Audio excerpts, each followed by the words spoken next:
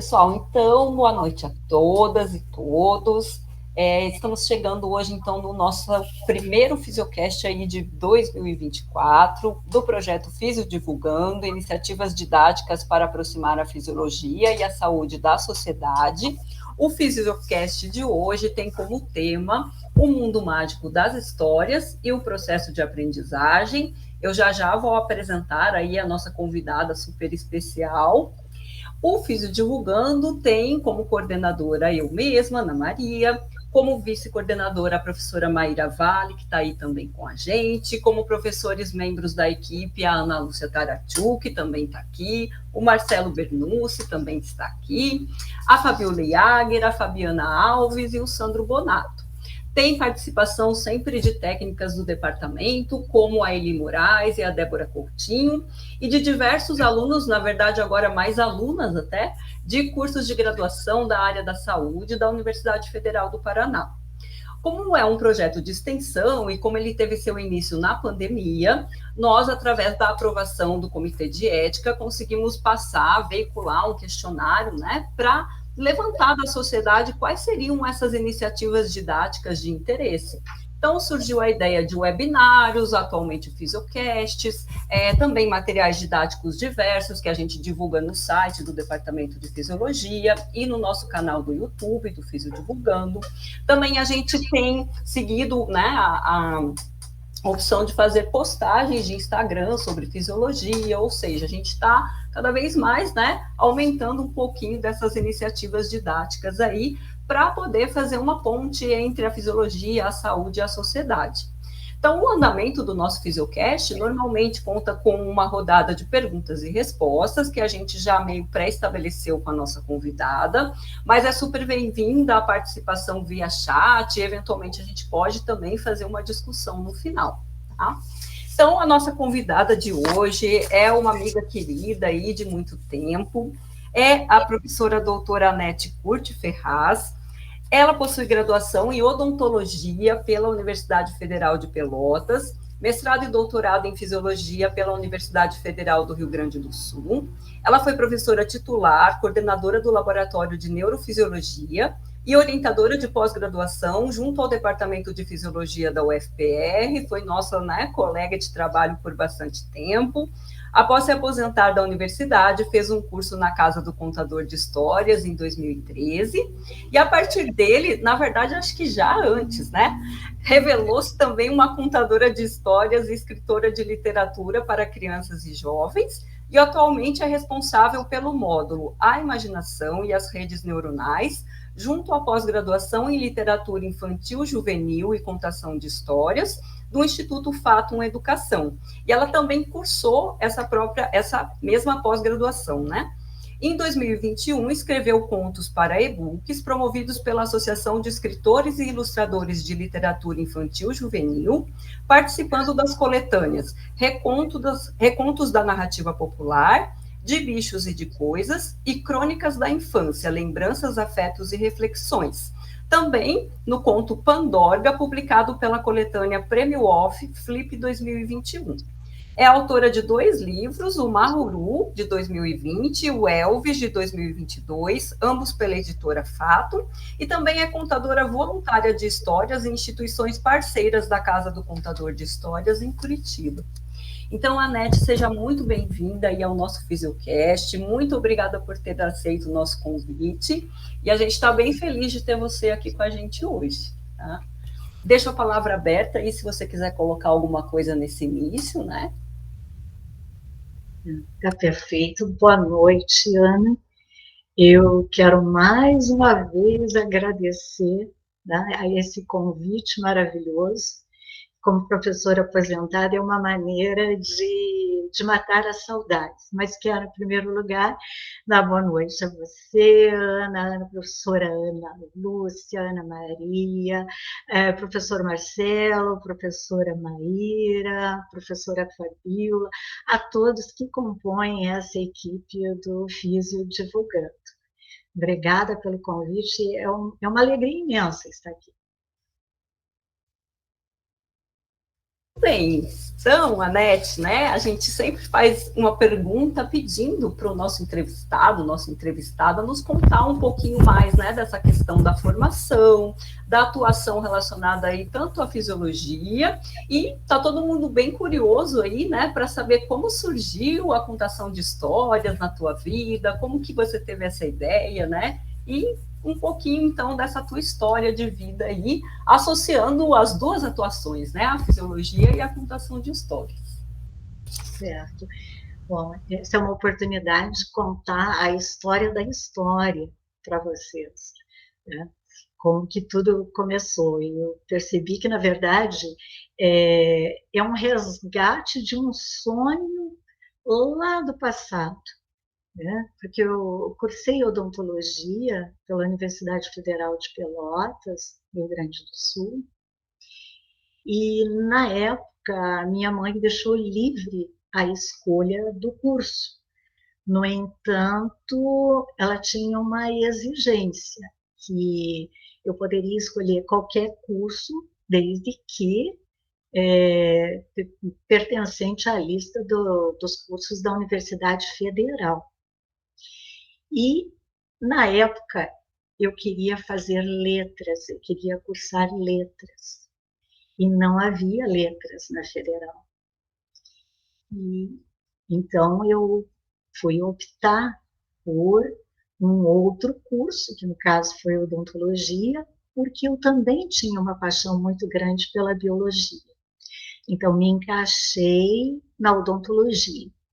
Quando eu estava no segundo ano, né, segundo semestre, segundo ano, eu tive esse contato com a disciplina eu tive um contato com a disciplina de fisiologia e eu me apaixonei pela fisiologia. Pensei, bom, vou ser professora de fisiologia. Terminei entrando por essa área, né, fiz mestrado, doutorado e carreira no Departamento de Fisiologia da Universidade Federal do Paraná.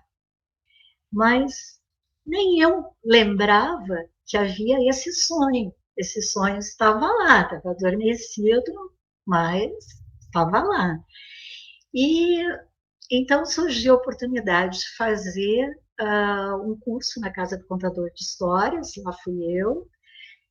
Me tornei voluntária, eu era professora, ainda era professora da Universidade Federal, e comecei a exercer o papel de contadora voluntária em instituições. No caso, eu fui para o Só Vida, que era uma casa de passagem que recebia adultos soropositivos para HIV e sintomáticos.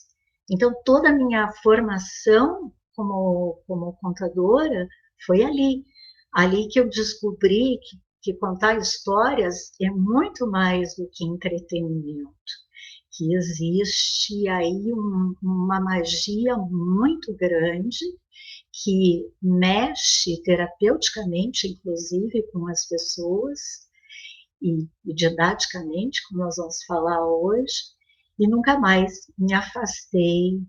E na sequência veio também a participação no curso de pós-graduação em literatura em infanto-juvenil, e a escrita entrou também na minha vida, né? Então, não só contar histórias, como escrever histórias.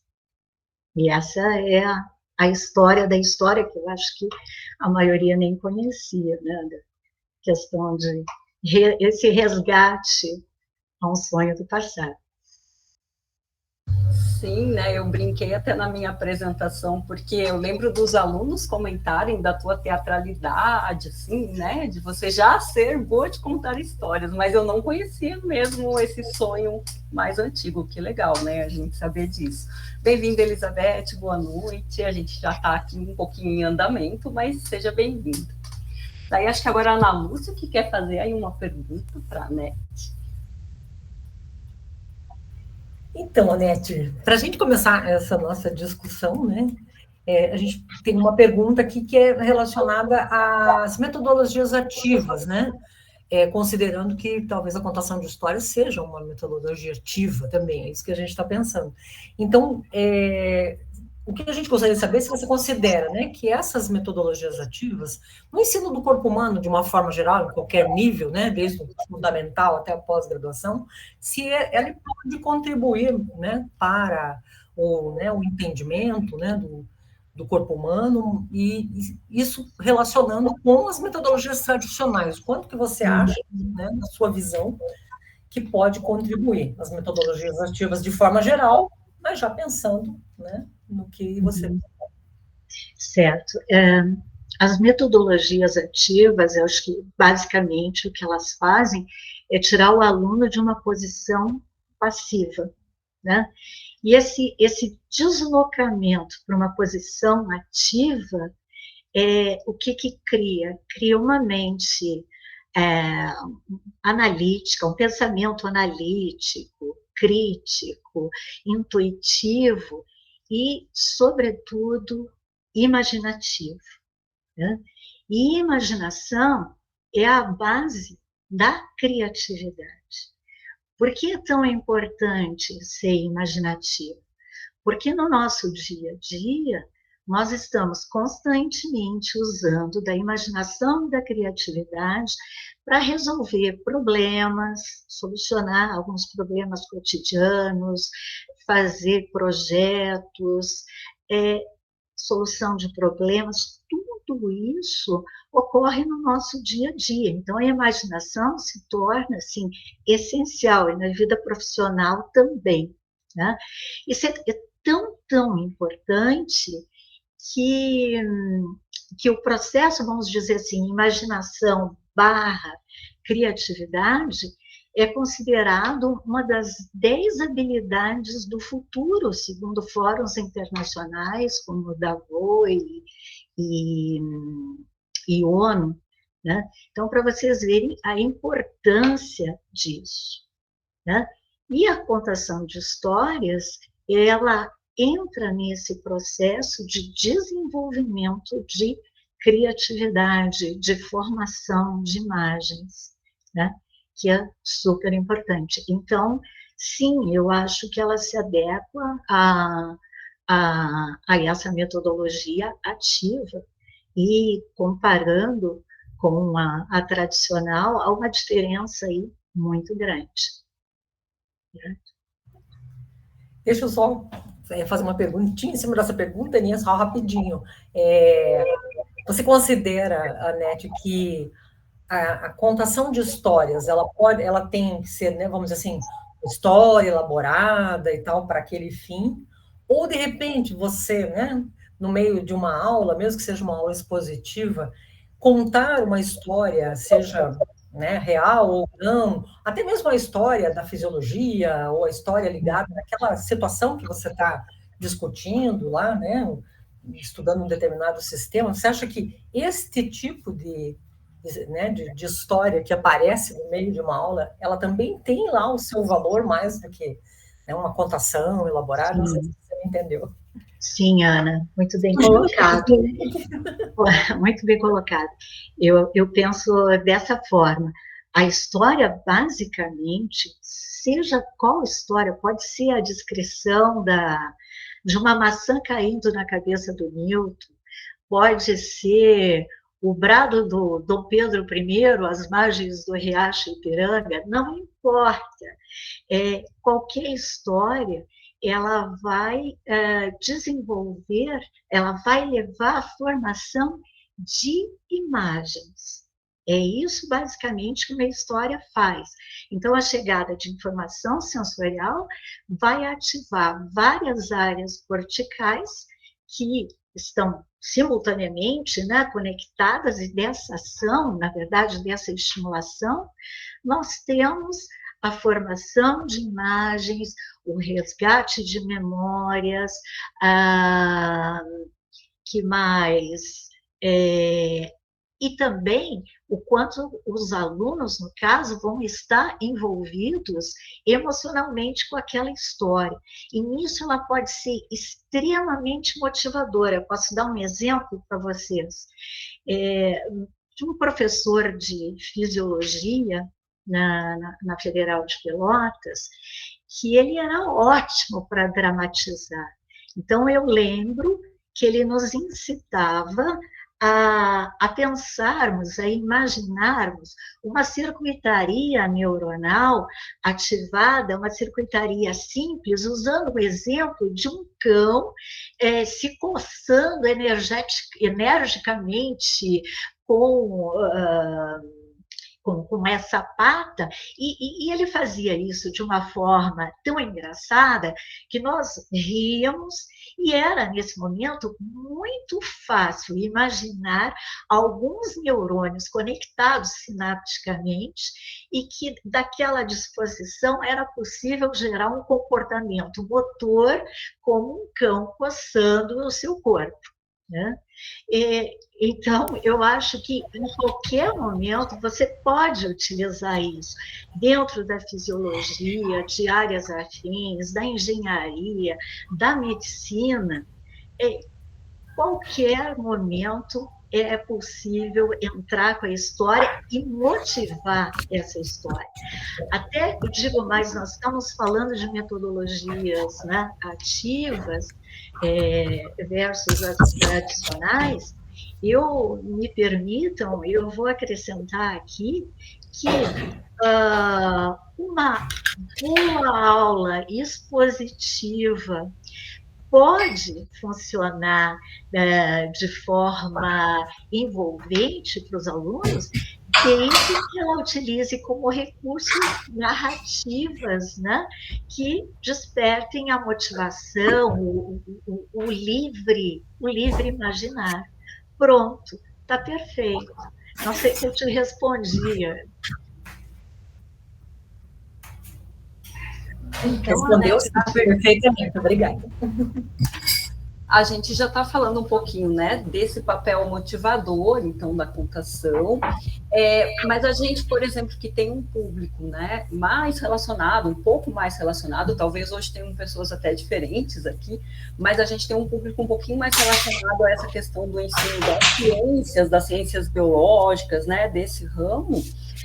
Você deu esse exemplo do cachorro, mas você imaginaria algum outro exemplo, assim, que fosse interessante em termos de tipo, talvez, de história ou de história em si, né?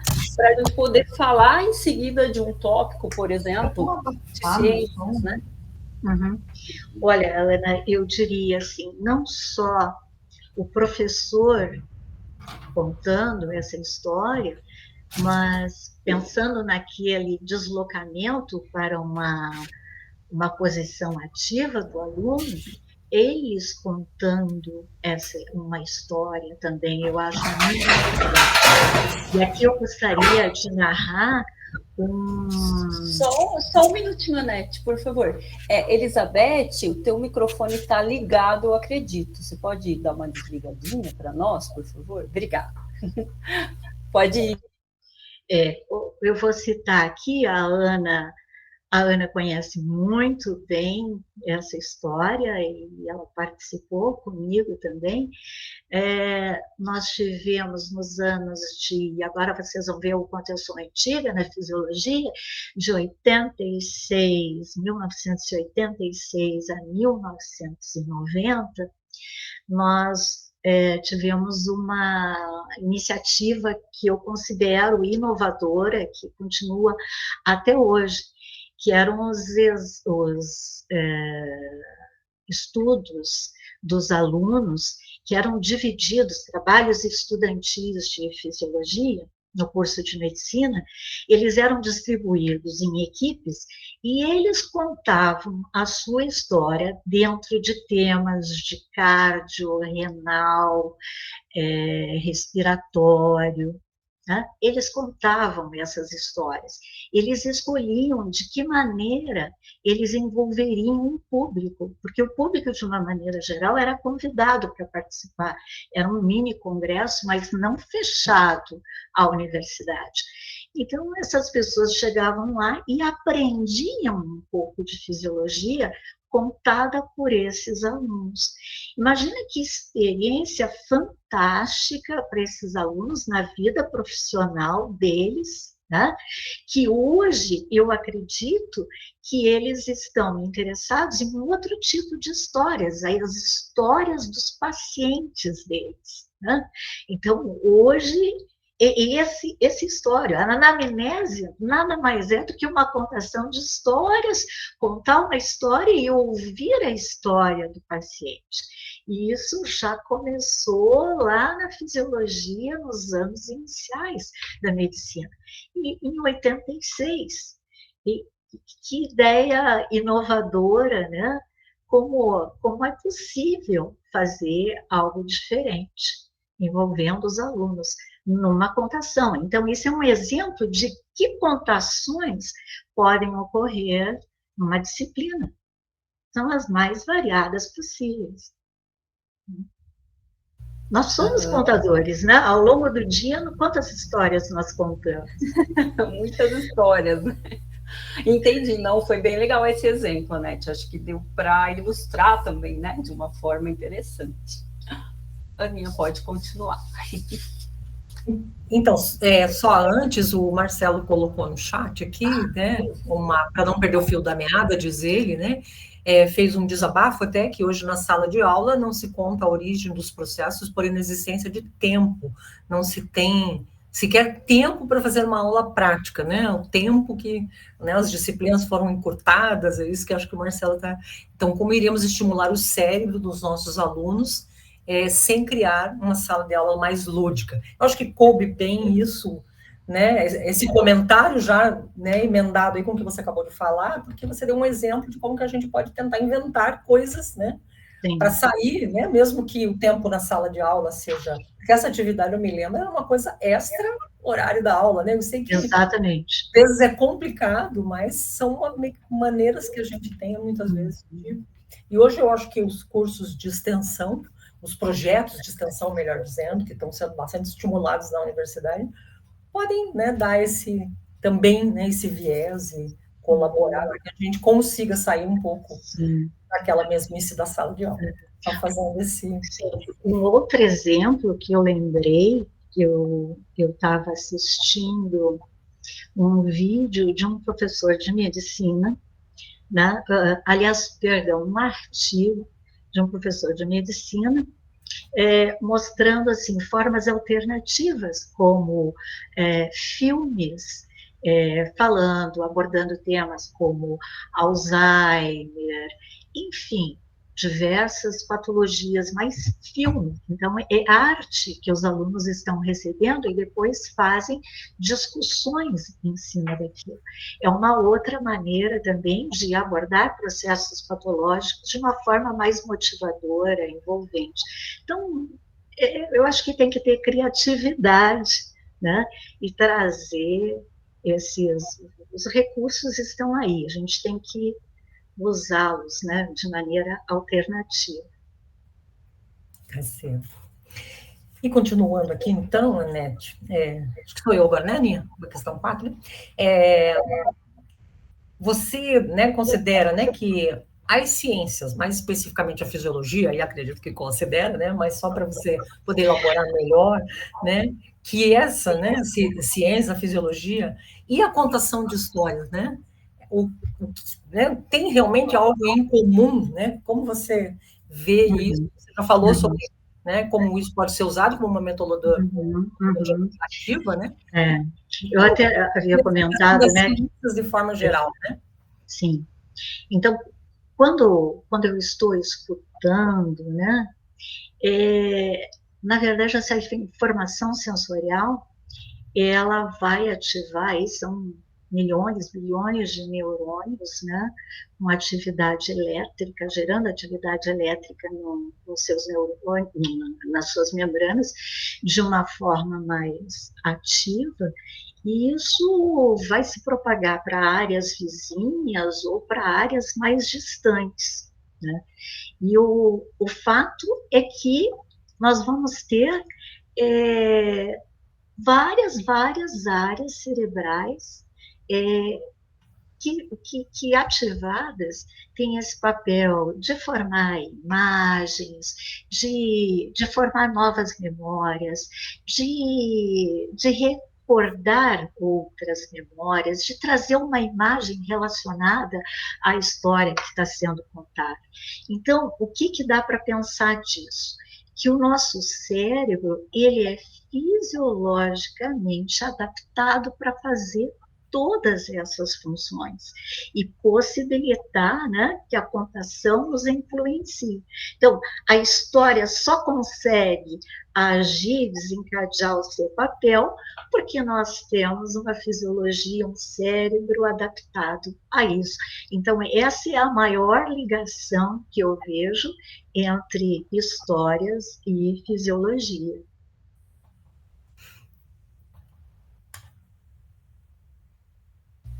Ok. Então, de uma certa maneira, Anete, essas histórias poderiam estar fortalecendo redes neurais? A gente poderia pensar assim? Poderiam, né? Poderiam estar fortalecendo redes neurais. Na verdade, assim, a Sociedade Americana de Pediatria, ela lançou uma diretriz que recomendava fortemente aos seus pediatras que estivessem junto aos pais, recomendando a contação de histórias já em crianças bem pequenas, né?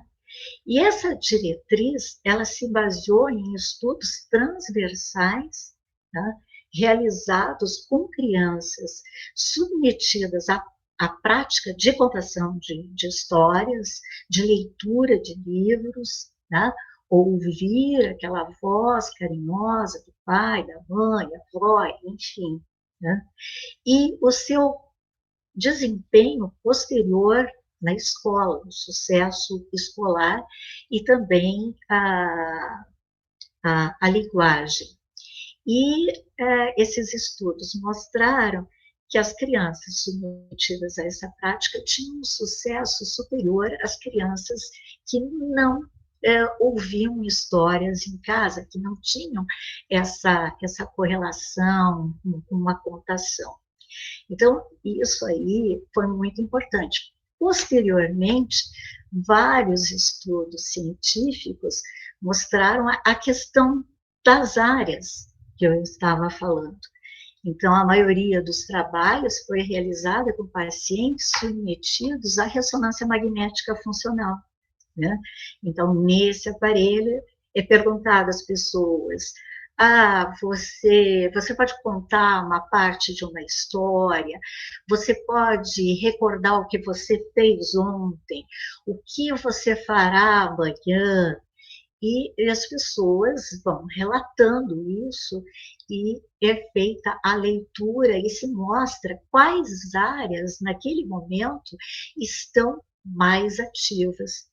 E aí é que se mostrou que existe uma rede neuronal fortalecendo todas essas áreas que envolvem lobo temporal medial, relacionado com memória, córtex límbico, córtex pré-frontal, córtex occipital, córtex parietal.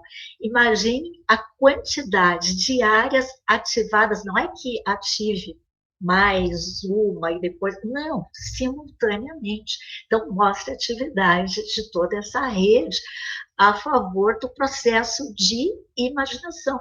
Então, a imaginação, até agora, o que nós sabemos é justamente a atividade simultânea de várias áreas no córtex cerebral. Isso é muito importante.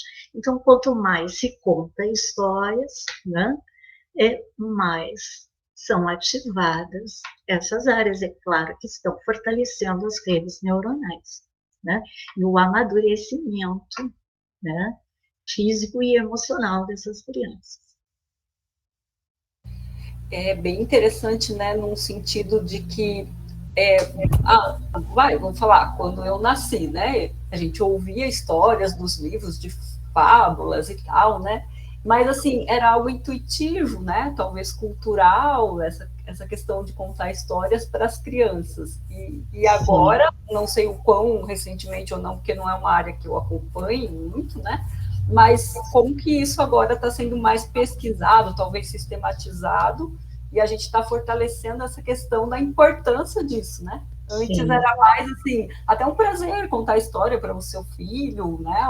Um avô para o seu neto ali, mas por isso que você está trazendo, a importância é maior do que se imaginava antigamente, né? Sim, com certeza. Como eu estava falando, eu contava para essas pessoas na sua vida, e eram pessoas bastante castigadas pela própria doença, né? Porque sintomáticas e tal, déficits motores, alguns até cognitivos. Em 15 minutos nós vamos trocar de site de link.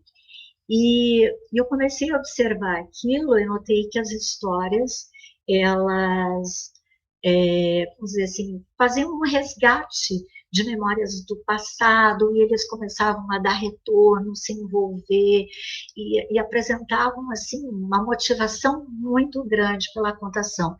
Eu pensei, puxa, histórias basicamente que fazem processo de imaginação. O que nós temos na literatura científica sobre imaginação? E aí eu fiquei surpresa com a quantidade de trabalhos, né, em revistas internacionais muito bem conceituadas, trazendo essas informações. Só para fortalecer o que você estava falando agora. Estou imaginando agora. Aninha, passando então para você. É a Ana passando para a Ana, passando para a Anete, né? As Anas, né?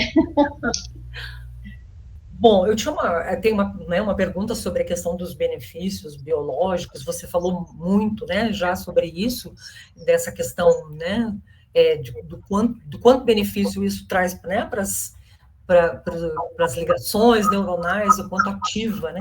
Mas fora isso, né, quais seriam os outros benefícios que você vê, tanto biológicos, né, quanto emocionais, culturais, né, ou até sociais, em relação a essa... Você já falou um pouquinho, mas dá a oportunidade de falar um pouquinho mais, até das, né, você tem experiência aí com essas, né, também pessoas que você trabalha com as histórias, com as pessoas, né, portadores de HIV. Então, como é que você, num contexto assim em geral, tanto biológico, você falou bastante, social, cultural, né, como você vê a importância da contação?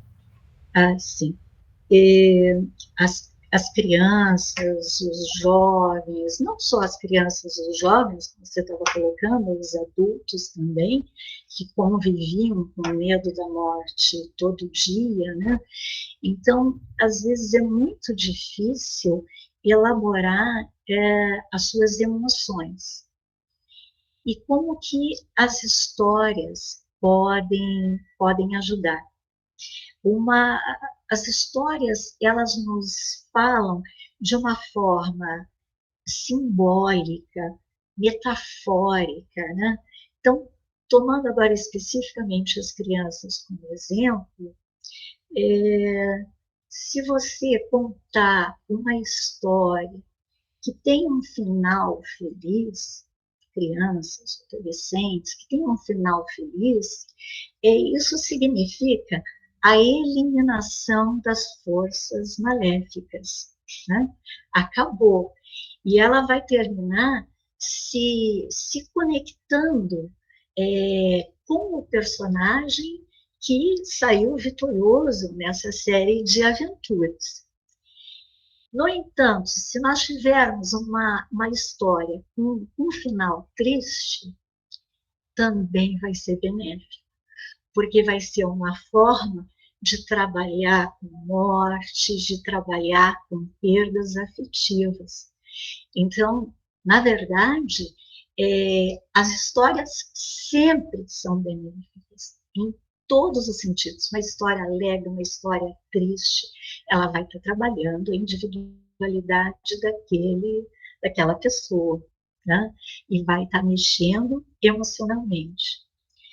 Com relação à parte cultural que você citou também, toda a história vai trazer um pouco da tradição, da cultura do povo que deu origem àquela história. Às vezes é interessante você pegar a mesma história, mas assim, que veio da Rússia, ou veio de um país árabe, e você vê que ela vai ser, vamos dizer, contada com um véu diferente, de acordo com o olhar cultural daquele povo.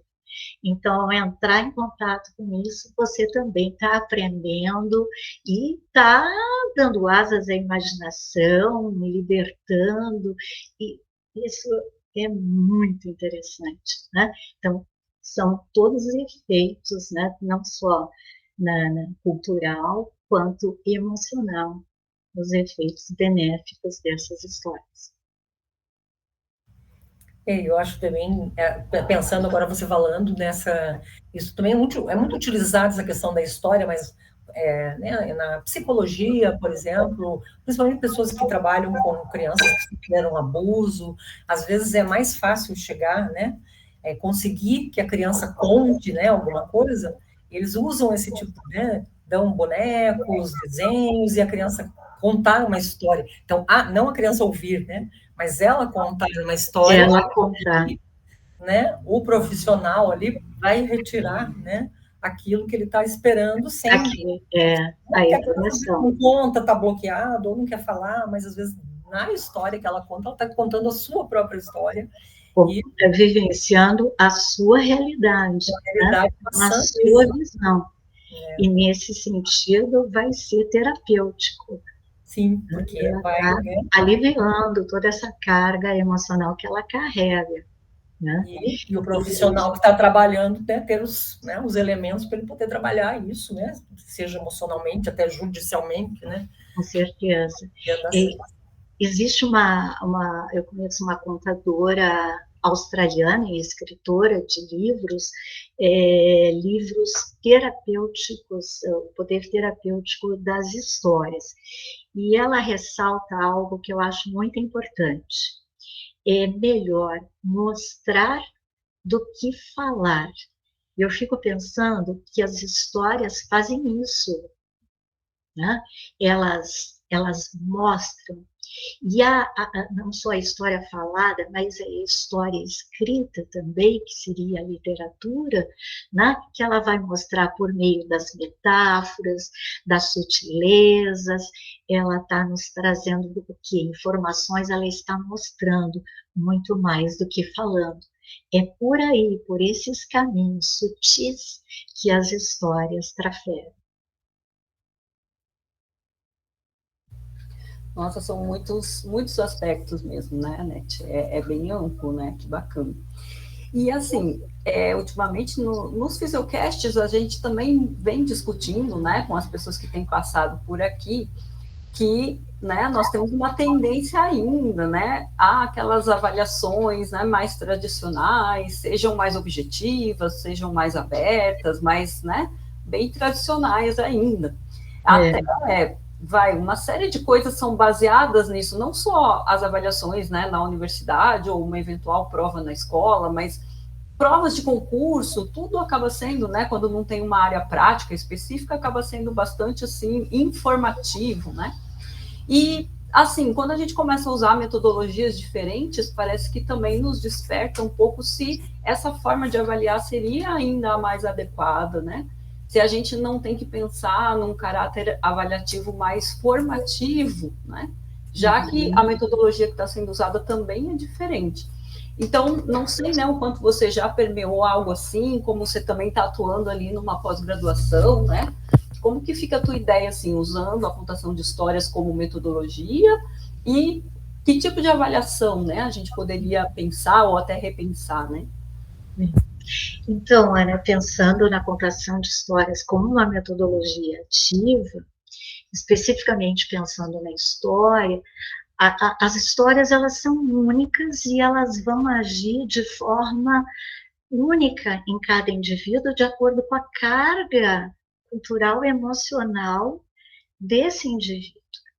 Então, pensando nisso, eu acredito que os temas trabalhados, né, envolvendo essa contação, eles também têm que ter uma avaliação com como diversos olhares, né? Avaliações diferentes, um olhar muito diferente, muito aguçado, né? Muita discussão, tem muitas formas de fazer isso, muito olho no olho. Então, eu não posso imaginar você usando uma metodologia ativa e fazendo uma avaliação tradicional. Eu acho que tem que acompanhar o processo, o que você está oferecendo para o aluno, a forma como você está oferecendo, vai ser também a forma de avaliá-lo, né? E perceber que conceitos estão sendo construídos a cada momento por esse aluno, né? Então, me parece, é uma opinião minha, que a avaliação formativa seria a forma mais assertiva de lidar nesse momento também com os alunos. Né? Não que eu tenha a fórmula mágica para isso, não. Eu acho que é uma pedra no sapato de cada professor isso. É muito difícil, mas me parece que é o caminho certo a ser seguido. Sim, né? Eu acho que hoje em dia, muitas vezes a gente tem vontade, né, de poder mudar, mas a gente tem também um outro lado, né, que nem você falou, desse olho no olho, né? A gente também tem um outro lado da questão de número de estudantes ali, né? Como daí fazer um acompanhamento olho no olho, sendo que o próprio Marcelo trouxe ali também, né? Essa questão de carga horária limitada mesmo, que hoje em dia, assim, pelo menos na graduação, tem havido muitas compactações, né, de carga horária e tudo. Então, né, eu entendo super isso que você falou, assim, ninguém tem a fórmula mágica, porque, na verdade, é um grande desafio, né? É um desafio que foi crescendo mais nesse momento contemporâneo aí que a gente está, mas é mais para realmente fazer a reflexão, né? Para a gente não deixar isso acomodado, porque, né, se ficar acomodado, vai do jeito que já está sendo, né? E aí a ideia seria a gente buscar, pensar e discutir para ir aos poucos transformando dentro do que for possível também, né? Exatamente. Estou lembrando das turmas de medicina com 100 alunos cada turma. Realmente é uma dificuldade, né? Mas nós tínhamos o espaço com as aulas práticas, onde nós tínhamos 20 alunos em cada turma, né, com 20 alunos ali, já era mais fácil de fazer avaliação. Vamos dizer assim, não mais fácil, menos difícil, né, porque o desafio continua. Mas assim, Anete, né, só aproveitando, claro, né, eu imagino que tenha todo um curso para a pessoa poder saber, né, a maneira de fazer uma boa computação, né? Mas assim, vai te dando um desafio, assim, se você tivesse que resumir alguns pontos, assim, né, de o que é importante ao contar essa história, assim, né, só para a gente poder imaginar um pouquinho também de como usar isso, porque, claro, eventualmente a gente está contando histórias, mas às vezes a gente não sabe, assim, dar a emoção ou o destaque, né, então, já que a gente está aguardando um pouquinho a Ana, o que você imagina que seriam elementos importantes, assim, quando você vai contar essa história, né? Que desafio, Ana, me fazer essa pergunta, porque tem 3 contadoras de histórias aqui da Casa do Contador me assistindo. Olha, depois elas podem também, né, ajudar se elas quiserem. A responsabilidade. Então, está aberto para todo mundo que quiser participar, gente. O que é importante? Olha, no curso, acho que a primeira coisa que se faz, você vai ler uma história que você vai contar, você vai criar imagens na sua cabeça de cada trecho daquela história. Não precisa decorar. Você vai ler, sentir, criar essas imagens. E quando você cria essas imagens, que emoção elas te trazem? Então, quando chega o momento de contar essa história, internalizou, criou emoções, e é claro que essas emoções foram criadas de acordo com o teu histórico de vida. Você vai sentir como é aquilo, como é o teu castelo, como é o rei, como é a princesa, e no momento de contar você traz isso. E quem está ouvindo vai formar as suas histórias, mas vai receber com a emoção do contador e vai transformar, criar imagens de acordo com a sua própria vivência. Então, formação de imagens e emoção é fundamental, não é simplesmente decorar, chegar e colocar a história. E somado a isso, você coloca gestual, voz, tudo isso vai atrair a pessoa que está te ouvindo, né? E induzi-la, né, à sua. Agora, claro, as imagens nunca serão iguais. A história é a mesma, mas as imagens numa sala, em diferentes pessoas, serão cada uma a sua, né? Cada um constrói a sua imagem. Isso que é muito lindo. E é pela imagem que você alcança as pessoas e é pela imagem que elas se emocionam. Nossa, que legal. Já adorei, já adorei. Aninha Lúcia está com a gente já? Não, eu faço a Nath contar mais das contações. Acho que a Ana não conseguiu entrar. Eu até vi que ela entrou, mas eu acho que por algum motivo, né, talvez ela não esteja conseguindo participar ainda. Então, ó, eu vou adiantar aqui, né, essa pergunta que ela traria aí. Daí, Anete, já que é tão interessante, né, e pode ser tão rico, assim, pode gerar essa diversidade que você está trazendo também, você acredita que pode ser uma metodologia importante para um curso de licenciatura, até para uma pós-graduação, né, em que às vezes as pessoas vão adquirir aquele super conhecimento, mas tem pouco treino em como transmitir isso de uma forma interessante também, né? Como que você vê isso do uso da contação de histórias na formação, né, de professores? Tem vários segmentos da educação que já usam, principalmente na educação fundamental, né? Alguns professores já estão conscientizados dessa importância. E eu acho que o lado científico, a divulgação do efeito científico das histórias também é importante para motivar os professores. Agora, como que eu vejo?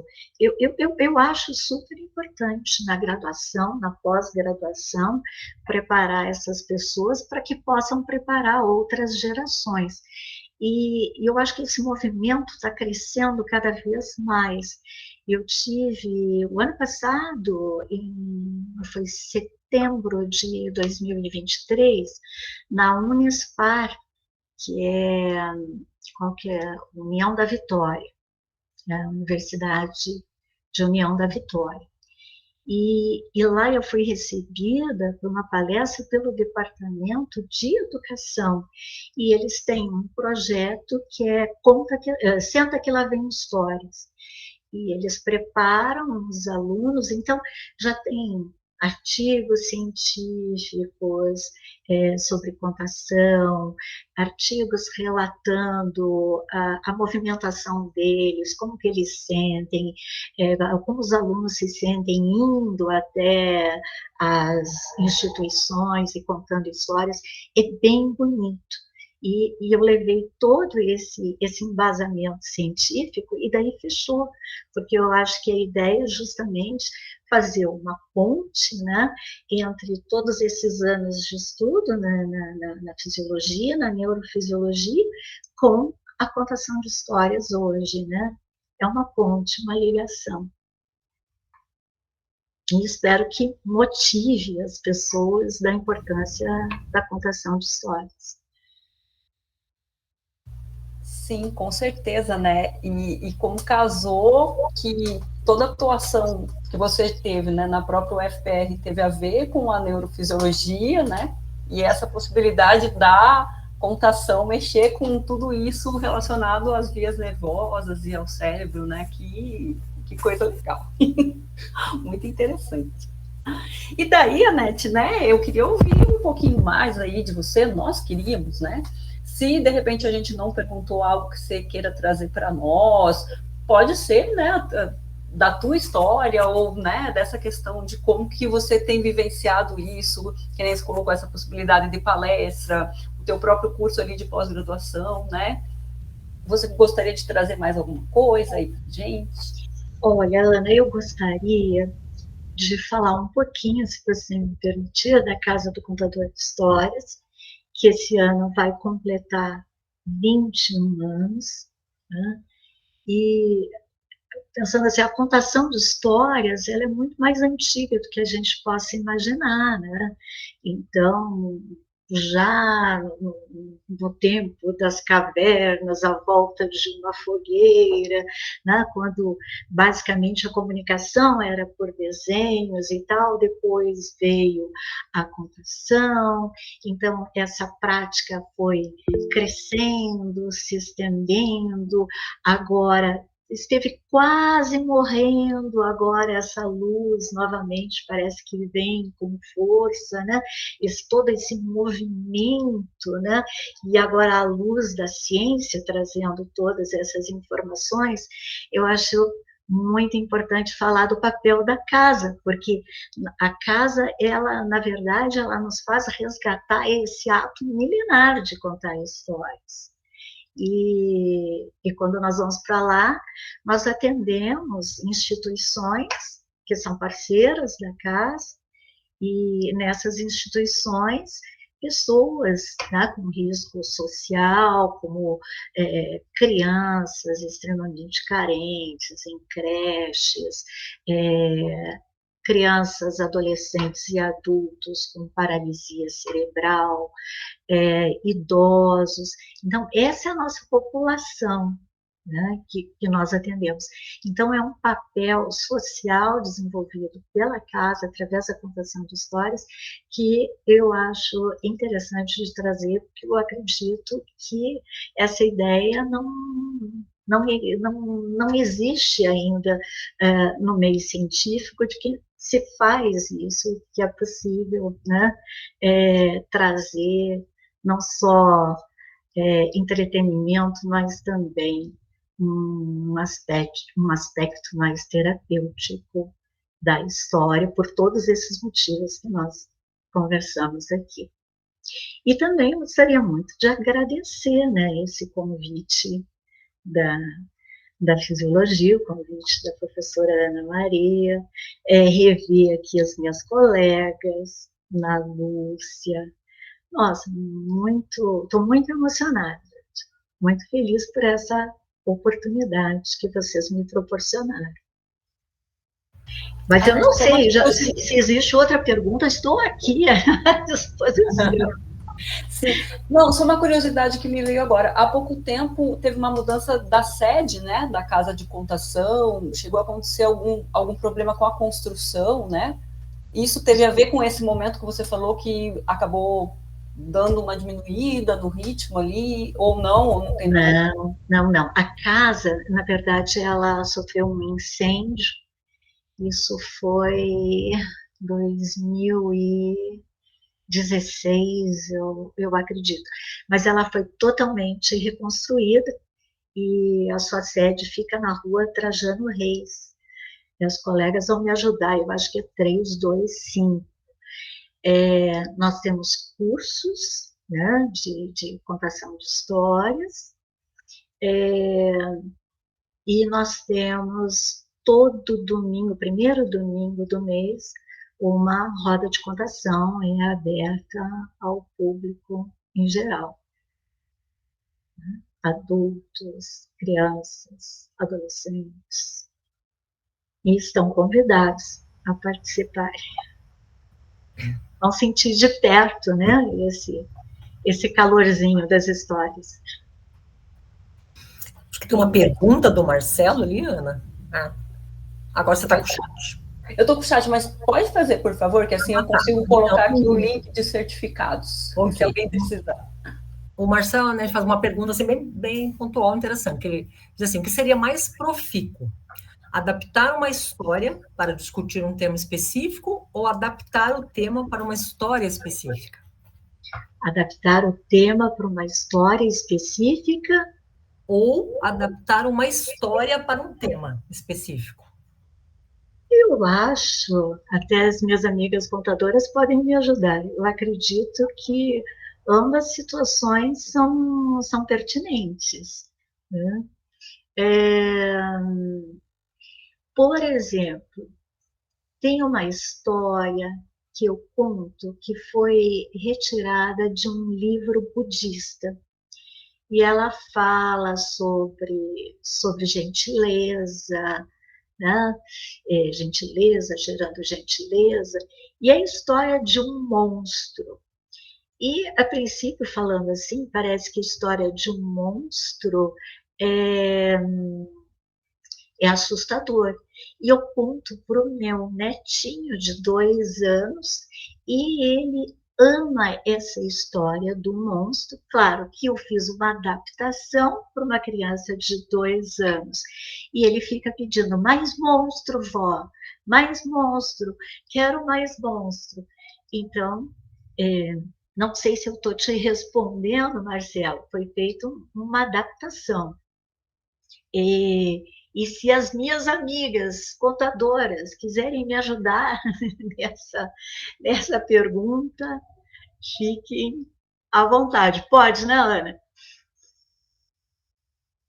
Sempre pode, né? Estamos abertos aqui à participação. Se alguém mais também, né, quiser trazer alguma coisa das contadoras, a Maíra que estava com a gente também, né? Estamos aqui agora no momento aí um pouco final, mas aberto também, né? A mais participações, que sempre é enriquecedor.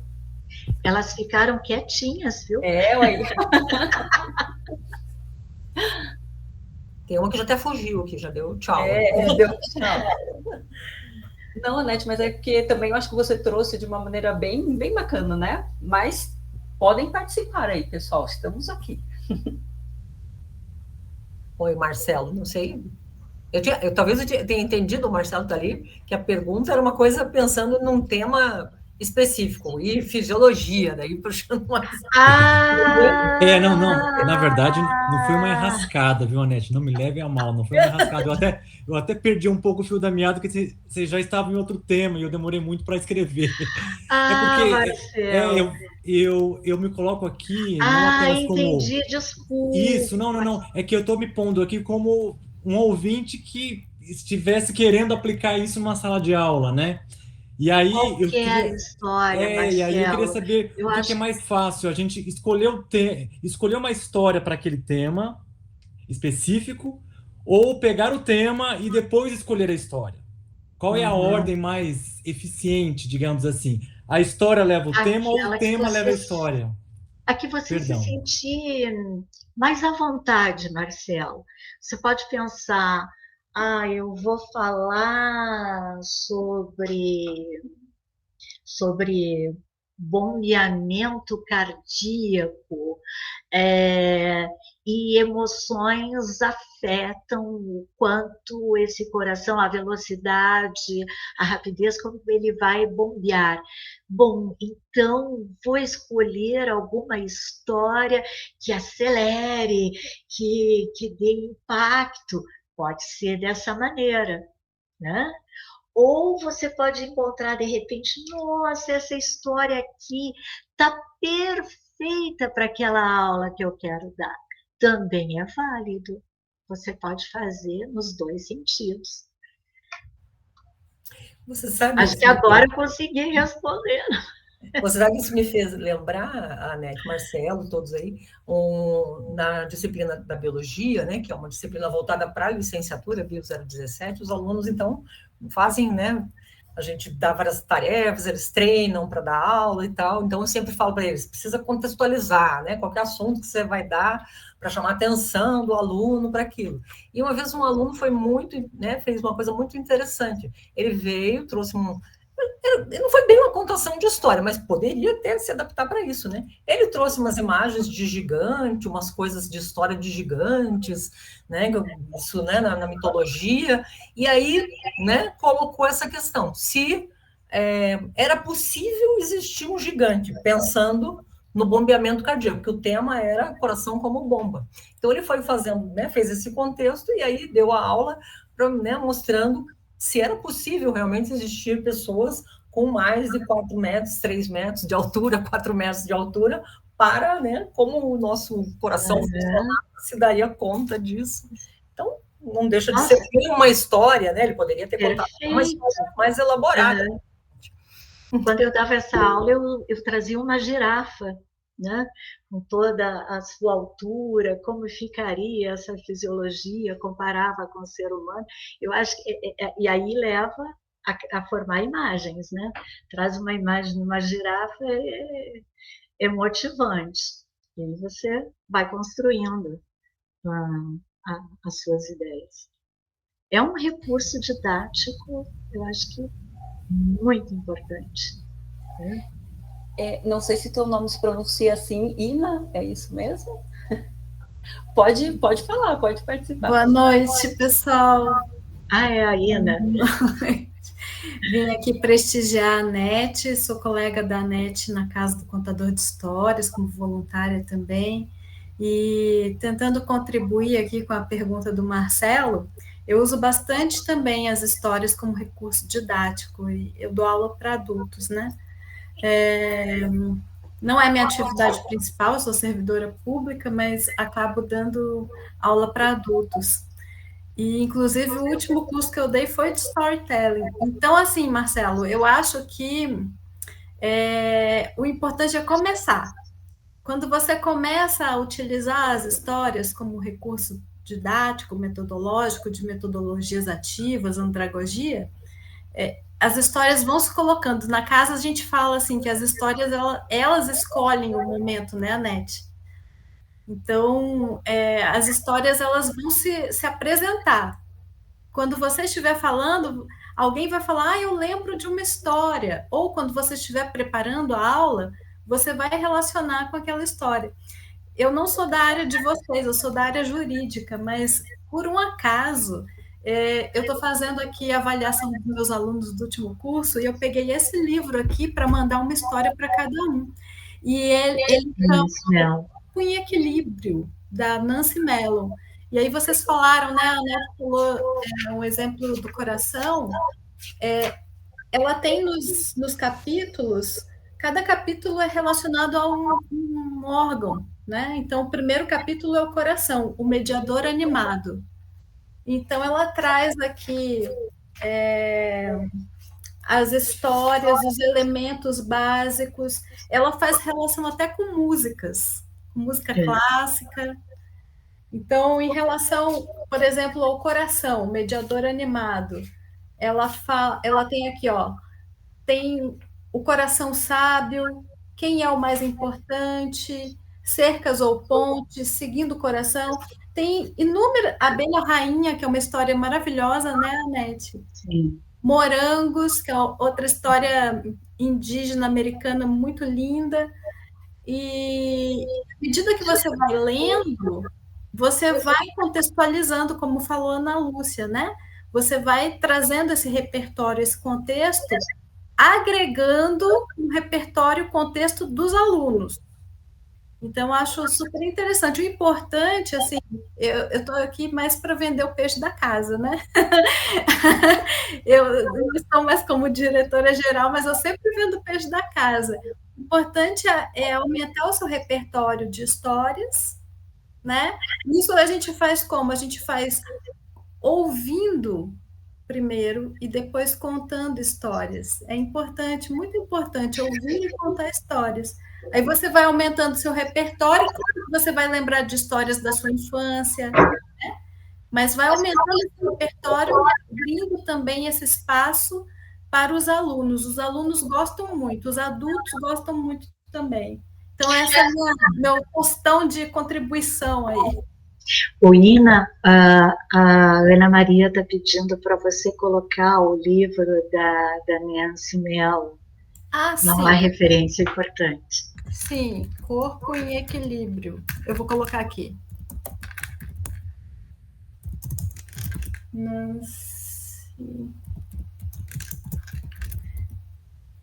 Para vocês que são dessa área, né, biológica, eu acho que faz super sentido essa obra aqui. Esse aqui que eu tô com ele é da editora Cultrix.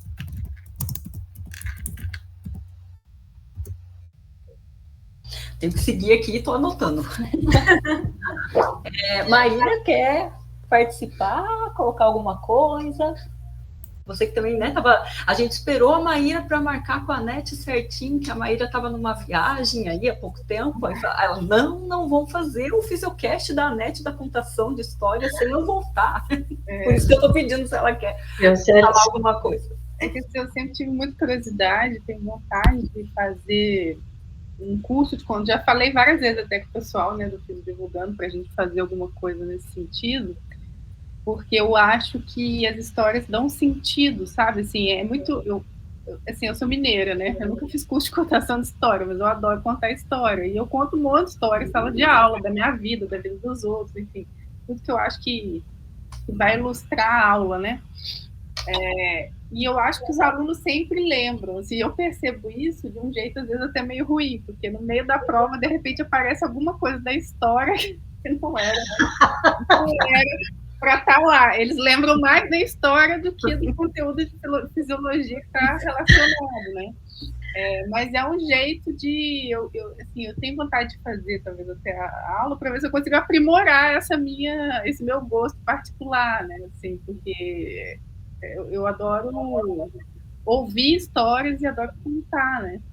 Mas é isso, assim, eu acho só que a gente tem que tomar cuidado, eu não sei bem ainda como, mas eles tem que lembrar de guardar alguns exemplos, assim, porque você fica frustrado, né? Você fala, nossa, acontece a história e eles estão lembrando do detalhe que não tem nada a ver.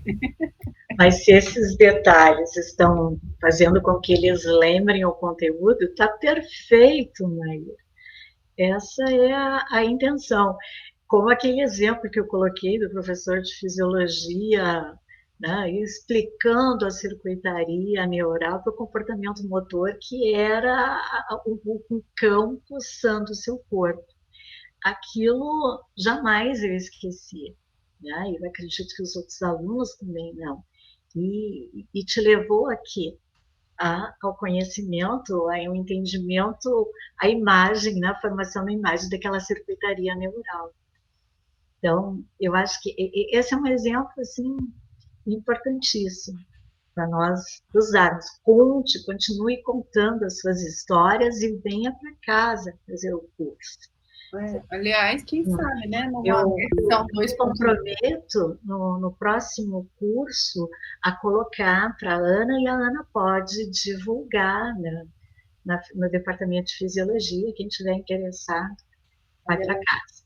Pessoal, em versão 2.0 do Fisio Divulgando, quem sabe a gente faz com a ajuda da NET, né?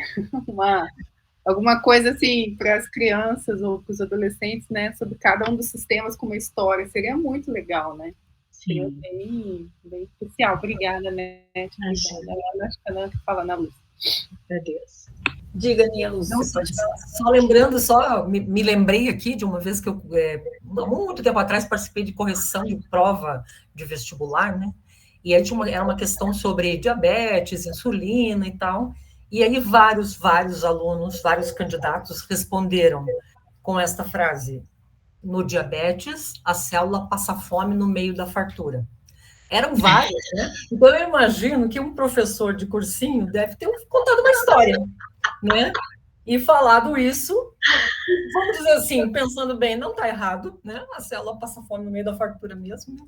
Então, isso faz muitos anos. Eu era aluna do mestrado ainda e fui convidada para participar lá, para ajudar na correção de prova. Então, tem ano nisso. Já tinha. Eles entenderam o processo.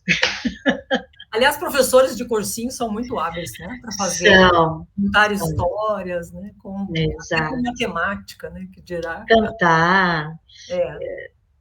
eles utilizam esses recursos. Né? Por que não utilizar na universidade também? Né?